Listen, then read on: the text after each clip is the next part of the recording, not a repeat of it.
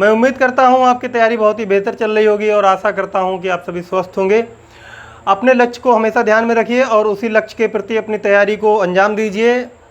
आपके सफलता में शामिल होने से आपके माँ बाप को, आपके भाई बहन को, आपके शुभचिंतकों को बहुत ज़्यादा खुशी हासिल होगी और मुझे खुशी हासिल होगी यदि आप मेरे द्वारा मार्गदर्शन प्राप्त करते हैं और सफलता को हासिल करते हैं। शुरुआत करते हैं आज की इस क्लास की, जो कि हमारी संबंधित है अभिकारी शब्दों से।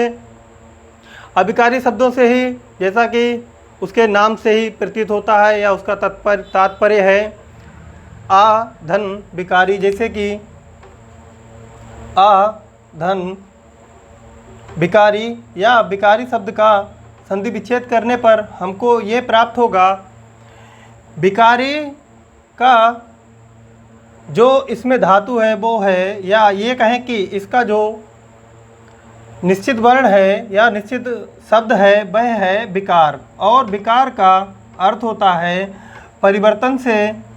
तब अभिकारी शब्द का जो अर्थ है वह हो जाएगा कि परिवर्तन, या ये कहें कि जिसमें परिवर्तन ना हो सके। परिभाषा लिखी हुई है, जिन शब्दों में लिंग वचन कारक से कोई विकार या परिवर्तन नहीं आता, या ये कहें कि जब अभिकारी शब्दों को वाक्य में प्रयोग किया जाए लेकिन वाक्य में लिंग वचन और कारक के प्रयोग से जब अभिकारी शब्दों में कोई भी परिवर्तन नहीं आएगा, इसलिए इन शब्दों को हम लोग अभिकारी शब्दों की श्रेणी में रखते हैं। अभिकारी शब्द अपने आप में 4 रूपों में विभाजित हो जाते हैं। प्रथम प्रकार है क्रिया विशेषण, दूसरा प्रकार है अभिकारी शब्दों का संबंध बोधक, तृतीय प्रकार है समुच्चय बोधक और चतुर्थ प्रकार है विस्मयादि बोधक। हम धीरे धीरे कर और आहिस्ता आहिस्ता क्लास को पढ़ेंगे। आपके परीक्षा में, जो कि उत्तर प्रदेश पुलिस भर्ती 2023 है, वह अभी आपको पर्याप्त समय देगी आपकी अनुरूप तैयारी करने के लिए। इसलिए हर एक टॉपिक को बहुत ही गहनता से और बहुत ही आराम से पढ़ना है और छोटी छोटी बिंदुओं को नोट करते हुए चलिए। किताबें खरीद लीजिए हिंदी के लिए, चाहे तो लूसेंट की बुक ले लीजिए या फिर नालंदा की बुक ले लीजिए, या अन्य कोई भी लेखक जो आपको पसंद हो आप उसकी किताब ले लीजिए। लेकिन लगातार अध्ययन करिए, क्योंकि प्रयास जारी रहने से सफलता आपकी मुट्ठी में रहती है और आप जब चाहें तब उसको जिस रूप में प्रस्तुत करना चाहें, जो आपकी मेहनत है, आप उसको उस रूप में प्रस्तुत कर सकते हैं। पहला प्रकार है हमारा अभिकारी शब्दों का क्रिया विशेषण। क्रिया विशेषण ऐसे शब्दों को कहा जाता है जो कि क्रिया की विशेषता को बताएं।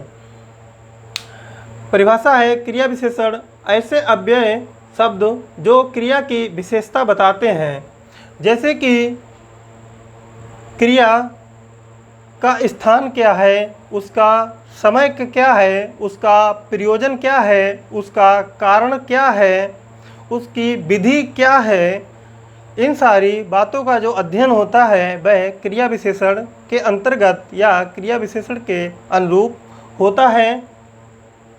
क्रिया विशेषण अपने आप में 3 रूपों में विभाजित हो जाती है। पहला है आपका अर्थ के आधार पर, दूसरा प्रयोग के आधार पर, तीसरा है रूप के आधार पर। यहाँ आज हम लोग क्रिया विशेषण का जो प्रथम प्रकार है अर्थ के आधार पर सिर्फ उसका अध्ययन करेंगे, और अर्थ के आधार पर जो क्रिया विशेषण का प्रथम प्रकार है वह भी अपने आप में 5 रूपों में विभाजित हो जाता है। उसको मैंने बोर्ड पर आपके सामने लिख रखा है, क्योंकि पिछले समय में जो भी प्रश्न आए हैं इस क्षेत्र से या क्रिया विशेषण से वह अर्थ के आधार पर ही संबंधित रहे हैं। पहला प्रकार है क्रिया विशेषण का जो कि अर्थ के आधार पर होता है स्थानवाचक। स्थानवाचक चूँकि शब्द से प्रतीत होता है कि क्रिया के स्थान से संबंधित है, या यूँ कहें कि क्रिया के स्थान को बताने वाला या क्रिया के स्थान का बोध कराने वाले को स्थानवाचक कहा जाता है। जैसे कि ये कहा जाए कि हर तरफ खुशी का माहौल है। दूसरा, अगर एक उदाहरण और तैयार किया जाए, यहाँ आओ, या एक अन्य शब्द है हमारे पास जहाँ, जहाँ राम वहाँ हनुमान। जहाँ जो आपका शब्द है वह आपका स्थानवाचक की श्रेणी में आएगा, क्योंकि हर तरफ, यहाँ, जहाँ या कहें कि भीतर जो एक अन्य शब्द है वह स्थान का बोध करवाता है, इसीलिए यह शब्द स्थानवाचक की श्रेणी में आएंगे। दूसरा प्रकार है अर्थ के आधार पर क्रिया विशेषण का कालवाचक, जो कि क्रिया के काल का बोध कराए या क्रिया के काल के बारे में ज्ञात कराए, उसको कालवाचक कहा जाता है। हम लोग काल के बारे में पहले ही अध्ययन कर चुके हैं। चूँकि काल 3 प्रकार के होते हैं। कालवाचक की परिभाषा को अगर थोड़ा सा देखा जाए तो समय का बोध हो, जैसे कि कल या प्रतिदिन। मोहन ने कल परीक्षा दी थी। जो कल है वह परीक्षा, जो मोहन ने परीक्षा दी है या जो क्रिया की है मोहन ने परीक्षा देकर, वह यहाँ पर कल शब्द से स्पष्ट हो रही है। इसलिए इसने काल, जो शब्द कालवाचक है, उसने क्रिया के समय को स्पष्ट कर दिया। जैसे कि सोहन प्रतिदिन सुबह जल्दी उठता है।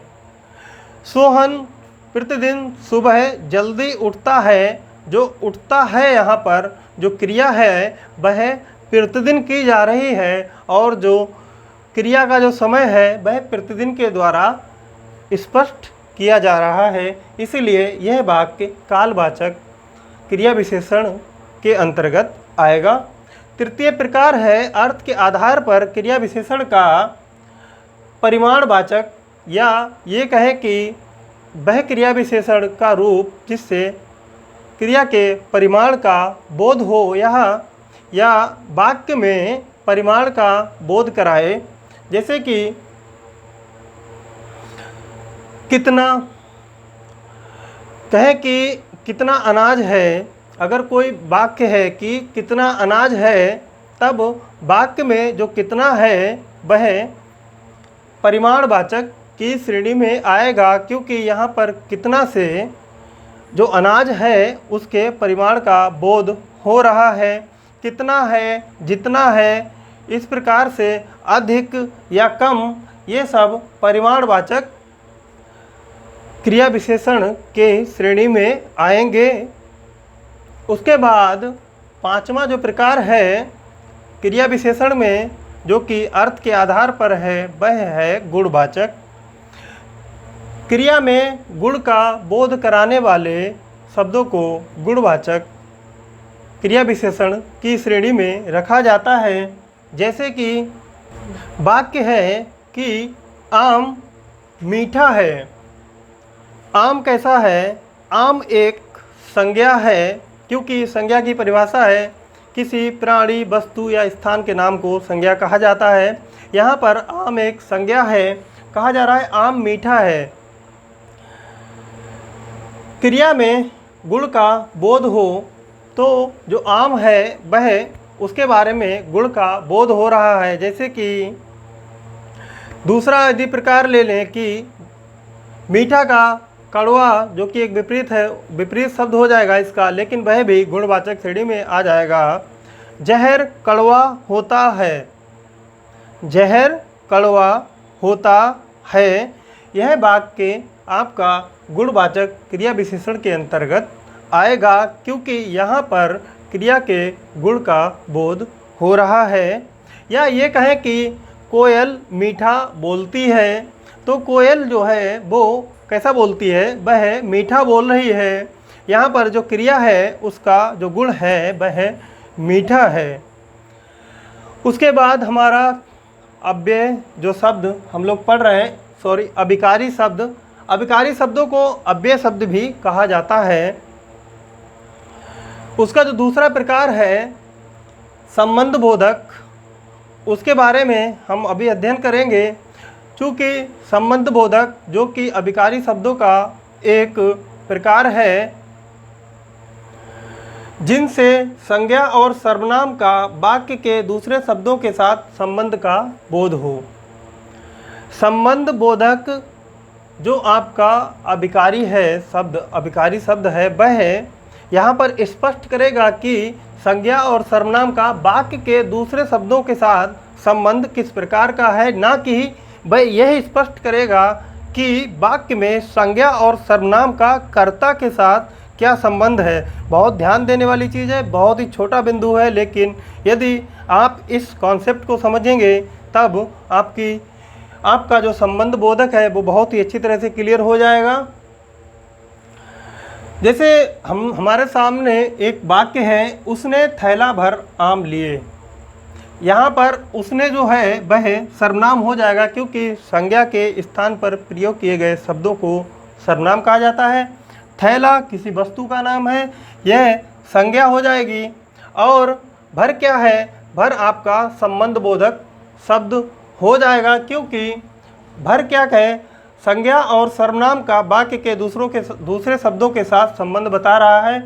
थैला का संबंध आम के साथ बता रहा है। थैला संज्ञा है और आम भी संज्ञा है, या यूँ कहें कि संज्ञा सर्वनाम का वाक्य के दूसरे शब्दों के साथ जब संबंध बताएगा तो ये भी कहा जा सकता है कि संज्ञा का संज्ञा के साथ, या सर्वनाम का संज्ञा के साथ, या सर्वनाम का सर्वनाम के साथ, लेकिन कर्ता या कर्म के साथ नहीं होगा। अगला हमारा प्रकार है समुच्चय बोधक। समुच्चय बोधक दो वाक्यों या शब्दों को मिलाने वाले को समुच्चय बोधक अव्यय कहते हैं। समुच्चय बोधक मैथ का या गणित का एक कॉन्सेप्ट है। समुच्चय बोधक या कहें तो समूह बोधक। समुच्चय मतलब होता है समूह, या इंग्लिश में जिसको ग्रुप बोलते हैं, और वहाँ पर एक ही प्रकार की बहुत सारी चीज़ें होती हैं। समुच्चय बोधक वह शब्द होते हैं जो दो शब्दों को मिलाने का या दो वाक्यों को जोड़ने का काम करते हैं। समुच्चय बोधक शब्दों के द्वारा सरल वाक्यों को जोड़कर संयुक्त वाक्य बनाया जा सकता है। उसी प्रकार से समुच्चय बोधक के द्वारा दो शब्दों को मिलाकर एक वाक्य बनाया जा सकता है। जैसे पढ़ाई नहीं की इसलिए फेल हो गया। पढ़ाई नहीं की इसलिए फेल हो गया। इसलिए जो है वह क्या कर रहा है, पढ़ाई नहीं की, एक वाक्य हो गया, फेल हो गया, दूसरा वाक्य हो गया। इसलिए जो आपका शब्द है वह इन दोनों वाक्यों को जोड़ने का काम कर रहा है। इसलिए जो यहाँ पर इसलिए शब्द का प्रयोग हुआ है वह समुच्चय बोधक शब्द की श्रेणी में आएगा। चतुर्थ प्रकार है हमारा विस्मयादि बोधक।